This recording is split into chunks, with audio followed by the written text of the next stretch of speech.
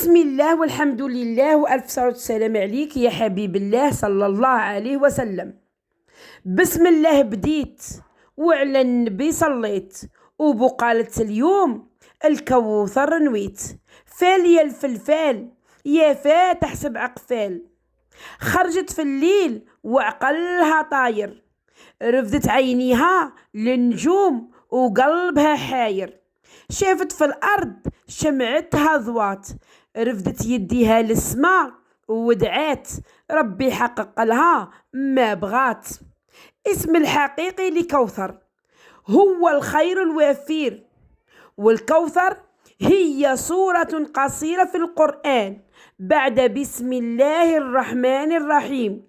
وإنا أعطيناك الكوثر فصل لربك وانحر إن شانئك هو الأبتر.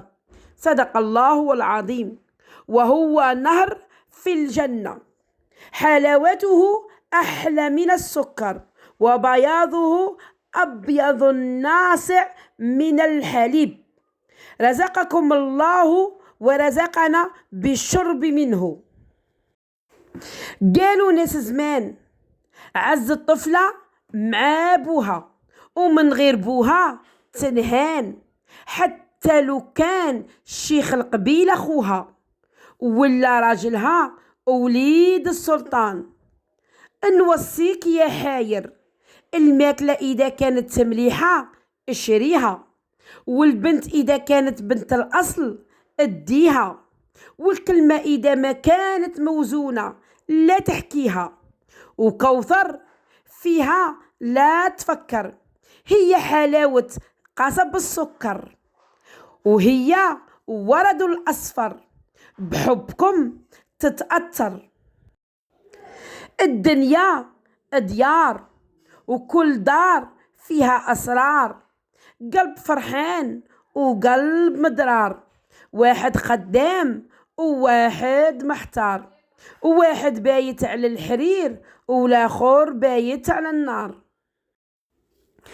كوثر انتي جوهرة ما كسبوها سلاطين، ربي يحفظك من العين ويبعد عليك الحاسدين. كوثر شمعة ضوات، والعقل عمات هدات، القوة لا يهزها ريح، ما يصح إلا الصحيح. وعند خالاتي لا أتكرر، أنا كوثر للابتسامة أرسم، وعني عائلتي لا تصبر. أما عن العالية لست كوثر، أنا قطعة سكر، مهما كبرت لن أكبر، أظل أنا الأصغر.